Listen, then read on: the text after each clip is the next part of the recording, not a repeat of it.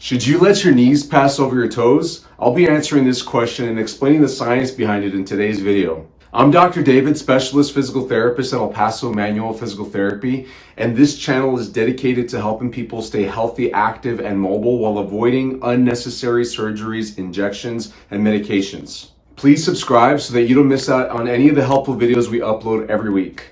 Don't let your knees pass your toes is an old way of thinking that is still very common in the healthcare and fitness fields. Fact! Research shows that when knees bend between 60 and 90 degrees, the pressures inside knee joints increases tremendously.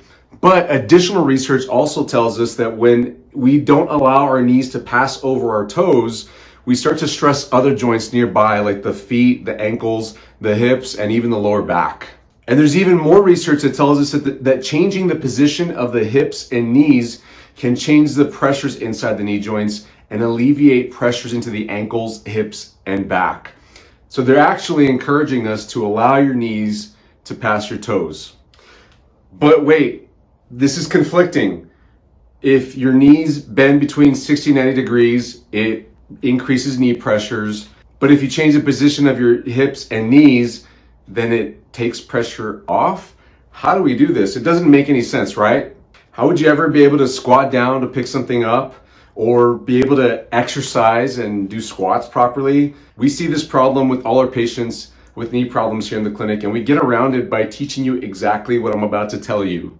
What we found is that if you can bend your knees and squat in such a way that it does not use your quads too much, but instead makes you use your glutes or your butt muscles way more, then you're keeping pressures low inside your knee joints and saving yourself from problems like meniscus tears, cartilage damage, and knee arthritis in the future. And this is critical knowledge to apply, especially if you're trying to avoid a knee surgery. Let me repeat that. You've got to take pressure off your quad muscles, the front of your thighs, and use your butt muscles on the back of your hips anytime that you're doing a standing movement where you've got to bend down and bend your knees. Now let me be real with you. It's not possible for absolutely everybody watching this video to be able to do a full depth squat safely and take all the pressures off their knees and use their butt muscles right away. That's not what I'm saying here. Especially if you've already got chronic knee problems like cartilage damage, meniscus tears, and knee arthritis. If you're in that situation, it actually might be helpful for you to avoid doing any sort of squatting motions, any sort of knee bending motions where you run into pain.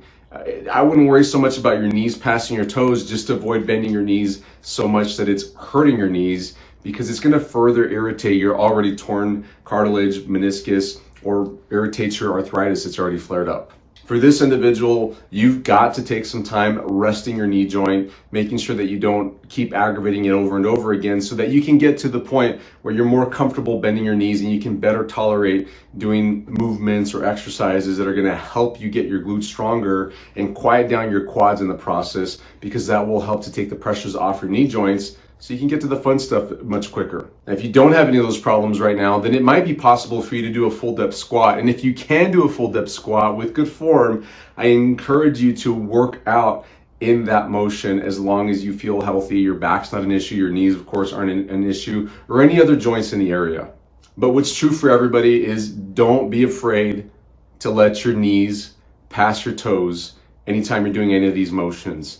It's old thinking. It's not proven by science.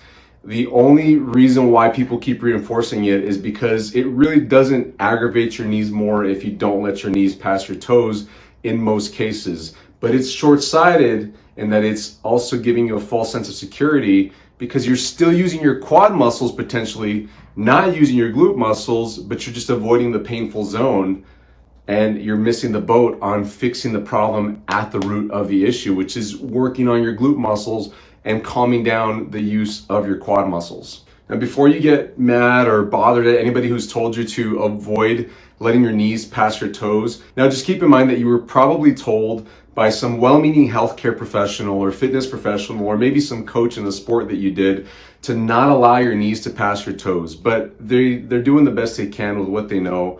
And they probably just regurgitated this information to you out of goodwill. They didn't mean to hurt you in any way. They don't understand the full long-term benefits. But you've got to think this through a bit more. You've got to apply what I'm telling you. There's no research to prove that not letting your knees pass your toes is going to save your knees from arthritis or from a meniscus problem or having some surgery later on.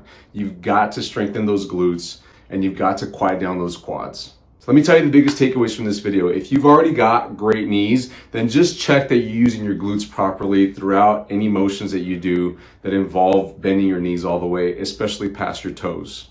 And if you've got knee problems, then you need to start to learn how to use your glutes better, or you might already be using them some, but you need to get them stronger. And if you need help with that, we've got some great videos linked in the description below. Check those out so that you can figure out how to use your knees better when walking, when bending, when going up and down stairs, and how to strengthen your glutes properly so that you can activate them when you need them. Don't forget to subscribe and leave us a comment and give us a thumbs up. We'll catch you next time. Bye-bye.